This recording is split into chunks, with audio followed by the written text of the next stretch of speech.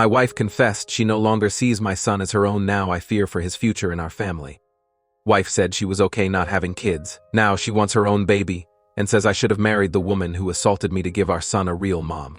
6 years ago I, 28M, got drunk at a friend's wedding, and a woman, Anna 39F, whom I had rejected multiple times throughout the night, ended up forcing herself on me while I was nearly passed out.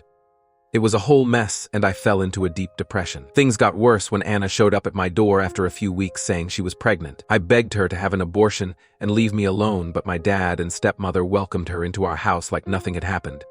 I never wanted to have kids, so when this happened I was clear with Anna that I didn't want anything to do with her, but I'd pay child support. I also cut contact with my dad for supporting her. After a few months, my son was born and Anna just disappeared.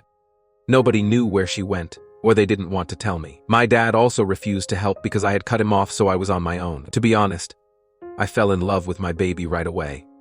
Seeing him fight to survive and then holding him in my arms was the happiest moment of my life. And while it was hard, I made it work, just the two of us. Then, 3 years ago, I met my wife Claire, 26F. We dated for 1 year and have been married for 2. Even when we were just dating, she was always perfect, and she adored my son Archie, 5M now. She would play with him and read him stories, and never said anything bad about him.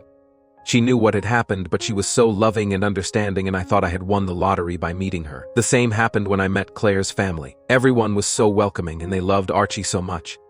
They offered to babysit him and even took him on vacation so Claire and I could have a weekend to ourselves. A few weeks ago, I told Claire that I wanted to have a vasectomy so we could have a better sex life. She asked me if I was really sure, and when I said yes, she got very quiet and changed the subject. Now, even before we got married, I was very clear that I didn't want any more children. At the time, she said she was fine with that because we already had Archie. I knew she was upset, so I brought it up constantly until she finally admitted that she was hoping I'd changed my mind so we could have another child. Claire said she understood why I didn't want kids in first place due to my childhood, but that I had become a perfect dad to Archie and I'd be a perfect dad for our second child too. She also said she had asked him if he wanted a little brother or sister, and he had been very excited about it. I got upset when she said this and accused her of trying to manipulate my son, so we ended up having a big fight about it. The next day she apologized, but she still wanted me to think it over. She said she'd support me no matter what I decided, but that this was important to her. I told her that I was hurt, because she had never mentioned this before, and she just said that she was allowed to change her mind. Finally, she told me that we should talk with her parents so I could hear from them before making a decision. I admit I freaked out, because I didn't want to discuss my sex life with my in-laws, but she assured me that she had just told them because they were close and she was looking for advice on how to bring it up to me. Anyway, last night we had dinner with her parents. We visit them every other Thursday since that's my Phil's day off, and it was a disaster. I explained how I'd never wanted kids until Archie was born, and how even then he was the exception. For their part, they told me how much Claire wanted to have a child of her own, and how this could be good for all of us. Where things got messy was when they said they wanted to have their first grandchild. I told them that Claire and I had been talking about her adopting Archie, and my mill said, but he still wouldn't be my real grandson. They also said how they loved my son, but they couldn't love him like a real family member because they were not related by blood. Finally, my wife said she was having second thoughts about the adoption because Archie already had a mum, and she didn't think she'd be able to bond with him like a real mother. So that's also why she wanted to have a child of her own. I was devastated, but I didn't want to make a scene in front of my in-laws, so I just told them I'd think about it and to give me some time. So now I'm sitting at home thinking that I don't really know Claire. I didn't know she felt this way about my son and wondering if she had been pretending all this time. If we have another kid, I believe she and her family will just ignore Archie in favor of their real grandchild. And if we don't have another child, I fear she will just resent us or even become abusive towards my son. But at the same time, I don't want to throw away an otherwise perfect relationship, and I really love Claire. Would I be the if I divorce my wife over this? I don't know if I'm overreacting or if this relationship can be saved. Any advice would also be welcome since I don't have anyone else I can talk to right now. Edit. Thanks everyone for the comments. I haven't been able to reply to everyone, but I'd like to answer some questions. Did I talk to my wife about not having children before we got married? Yes, we had the discussion at least 3 times and she always mentioned she was okay with it. 2. Do I treat her like a nanny or there is money involved? No. I earn more than she does, but she still has a good job. She does work from home, but Archie is still in daycare because I want him to socialize with other children, and I didn't want her work to be affected by having to look after a toddler all the time. 3. Will I get therapy? I've had a therapist for 4 years now. Archie is also in therapy. 4. Why didn't I have a vasectomy years ago? I got no excuses here. I'm just an idiot. 5. Why did I get married after only 1 year of dating? We were both in love and rushed into things. I'm also an idiot for this, apparently. 6. Did I get a DNA test? WTF. I didn't get a paternity test right away when he was born because I didn't care. I had already put my name on his birth certificate, and after Anna left I just wanted to take care of him. I did eventually get a paternity test done, spoiler alert, he is mine. But it was mostly for legal purposes, since I wanted to take him out of the country for a job opportunity. 7. What happened to Anna? Who knows? I never heard from her after she left. My dad said he didn't know anything. And my friends from the wedding said they didn't know where she went either. Date. Did I report Anna? I tried. Unfortunately, I grew up in a country with some outdated ideas and I wasn't taken seriously by the police. Finally, I know that my in-laws were biased and that they would take Claire's side. I knew that when I agreed to have dinner with them, but I genuinely wanted to know if there was something Claire wasn't telling me. I was, and still am, confused and full of doubts about the whole kids thing, so I wanted to understand where she was coming from and what she was feeling. I just never imagined they felt the way they did about my son. Comments where the OP has replied, sure sans mores, if a post involves a stepmom, assume the absolute worst and tear her to shreds, seriously. In her heart, she doesn't see Archie as her son and doesn't feel fulfilled as a mother, but she and her family have loved and treated Archie well enough that OP didn't notice, unless he's completely oblivious to the world around him. She's not abusing Archie or doing anything crazy. It's kind of super fucking natural and normal to want to create your own child. LOL. OOP, you could be right that I missed something and I've been trying to think back in case I've missed any signs, but I can't think of anything. When we moved in together, she wanted to pull Archie out of daycare saying she could look after him. She works from home. Even though that didn't happen, she still picks him up every day after her own work is finished, and she spends a couple hours with him until I get home. As for her family, I wasn't kidding when I said they were the ones offering to babysit Archie. Another example is that when we invited the in-laws to dinner at our house, my Bill would basically ignore everyone and would just play or watch movies with Archie. That's why I'm also confused about this. I literally didn't see it coming. Update, August 10th, 2024. I appreciate everyone who took the time to read my previous post and commented with their advice. I was happy to see so many people sharing their own experiences as step-parents or stepchildren, and those who tried to put themselves in my wife's shoes. It gave me a new perspective, and that helped a lot. I also saw some people asking for an update, so here it is. Since Archie plays football every Saturday, I asked a friend of us, whose son is also on the team, if she could look after Archie for a while. I wanted to have this conversation with Claire without my son present in case we started arguing again, so we just headed home to Tall after the game ended. I know a lot of people said I should just divorce my wife both to protect my son and to let her move on. But please don't be mad at me. When we sat down to talk, I wasn't ready to give up on my marriage just yet. At that moment, I was willing to compromise with Claire about a second child as long as we got couples therapy to address her and her family's feelings towards Archie. Even after the initial fight, when I said I wanted a vasectomy, I was mostly confused about what to do since I just wanted my family to be happy. Anyway, I started by asking her to explain why and when she had changed her mind. Claire started to apologize right away, and she told me that she had always dreamed of having a big family. She said that she tried to convince herself that she could accept not having children because she really loved me, and she also loved Archie. She admitted to lying when I had asked her about it, because she didn't want to break up and she felt I was giving her an ultimatum of either choosing having kids or choosing me. I never intended it to be one. I just didn't think it was fair for any of us to be in a relationship if our goals didn't align. She also admitted that she had always been hoping I would change my mind once I saw what an excellent mom she was to Archie. What surprised me the most is that apparently my Mill tried to convince her not to get married because it wasn't fair of her to expect me to change. Claire also told me it was Mill's idea to babysit Archie and do all those things together so my wife could bond with him and get used to the idea that he may end up being our only child. When I asked her why her mom had made the comments about blood being important, Claire said she had asked her parents to say that to convince me why it was important for her to have her own kids. I told her how hurt I had been by what they said, and also when she told me she had changed her mind about the adoption. Claire said she was just scared that one day Archie would want to reconnect with his birth mother, and that he wouldn't love her anymore. Apparently, she had been reading a lot of stories from other step-parents who had been cast aside, especially when the birth parents showed up again, or if there was a divorce involved. Her anxiety got worse around a year ago. According to Claire, she had always introduced herself as Archie's stepmom when she picked him up from the daycare because she didn't want to take Anna's place. I lost my patience and reminded her that Anna had abandoned us, so there was no place to take. At this point, we started arguing and going in circles.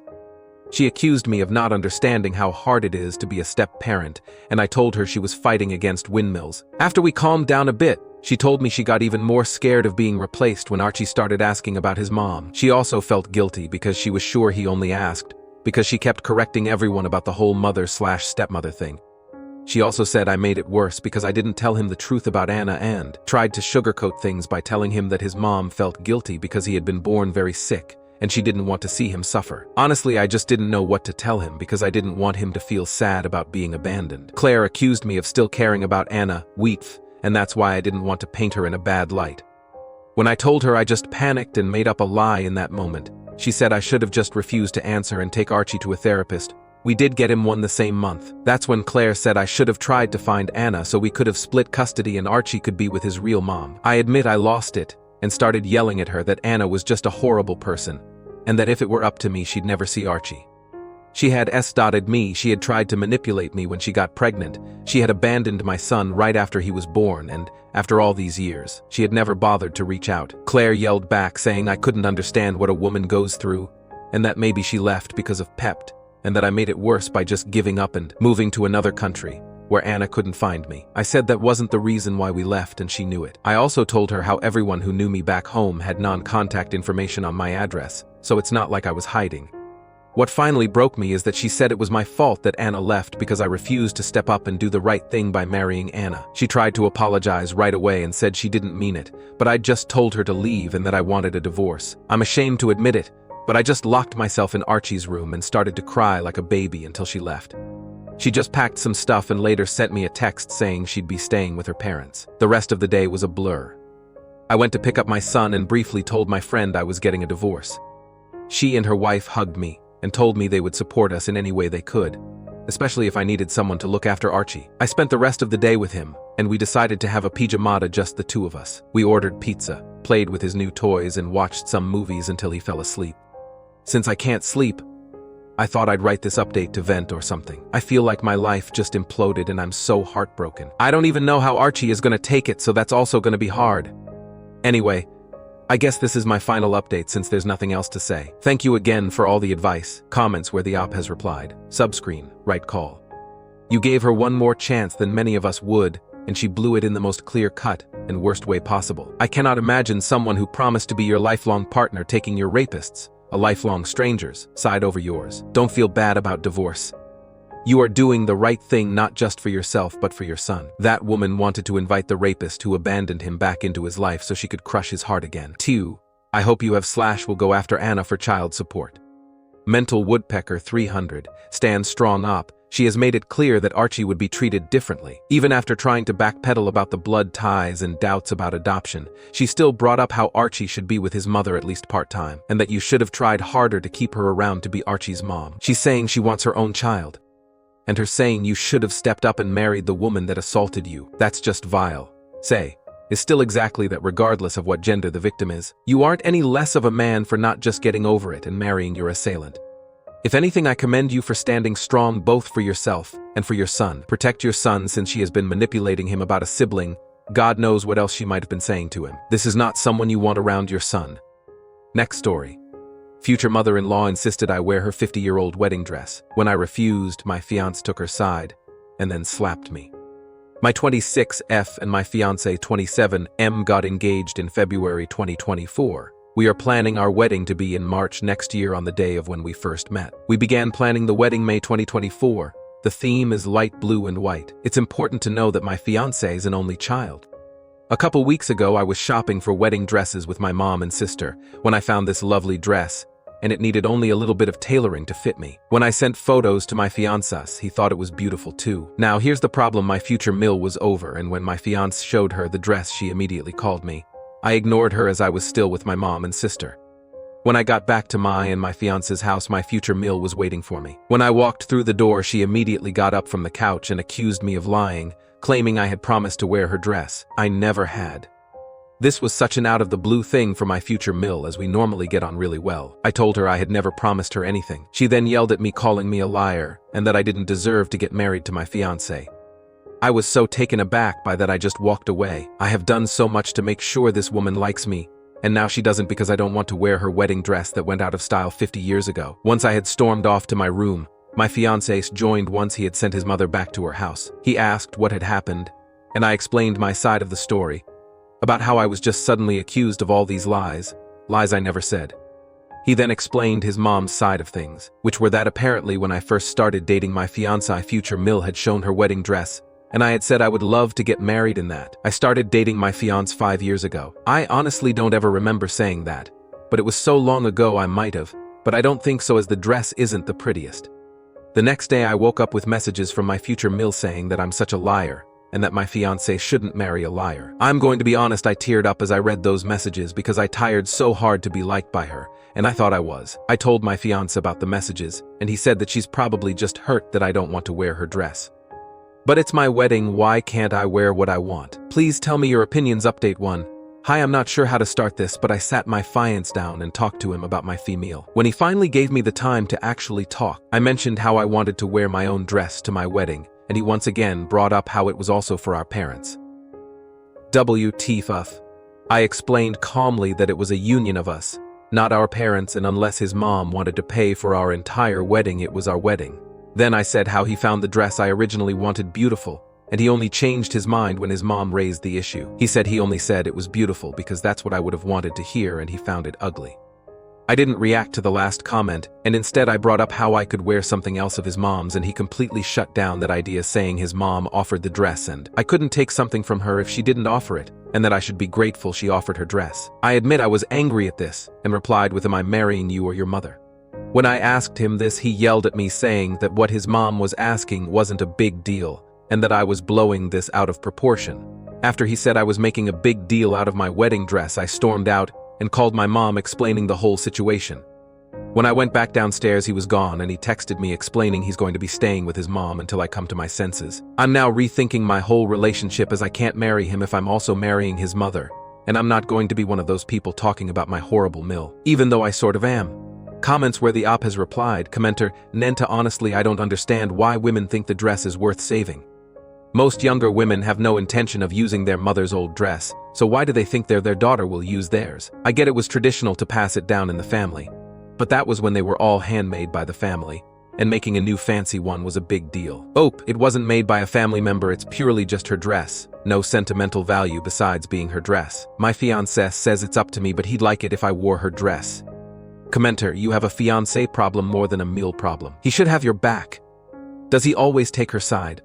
Nothing like this has happened before. My Mill and I got along quite well before this. Now I'm not sure we could ever get along again, commenter. Oh, come on. Your Mill sounds irrational, manipulative, and controlling. If she's like this before you get married, best of luck to you after the wedding. She's not likely to change, and your fiancé seems like a mommy's boy. But have a real good think about your future. Is it possible that Mill has been hiding her true self all this time? Because people don't tend to become so manipulative overnight. This whole thing has changed my opinion on her. I just don't understand how it all happened that is possible. But we haven't had any conflicts like this, so maybe she wasn't hiding. She was just never given the opportunity to show her true self. Update 2. August 29th, 2024. Thank you all for the comments. I appreciate it so much. I talked to my mom and she said that my fiancé is acting weird and immature. Yesterday my fiancé's mom called me explaining that we need to talk, and I agreed. She stared of saying how I was going back on a promise, and she was hurt by that. I never got the chance to defend myself before she said she is willing to move past it if I wear her dress. I completely shut down that idea and expressed how it was my day and I want to wear what I want.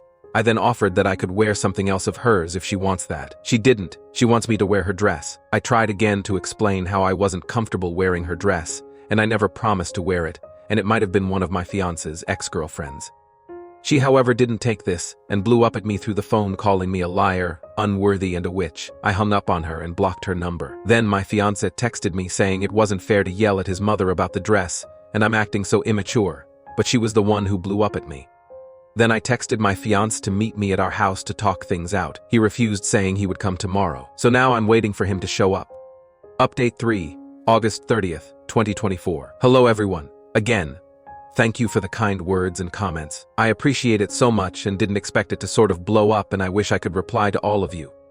I talked with my fiancé about his childish behavior and how I was angry at his mom and him for trying to get me to wear the dress. He tried to talk, but I quickly cut him off and continued saying how it was no longer about the dress, and it was how he took his mother's over mine. He wasn't happy with this, of course, and said he was only taking the side which was right.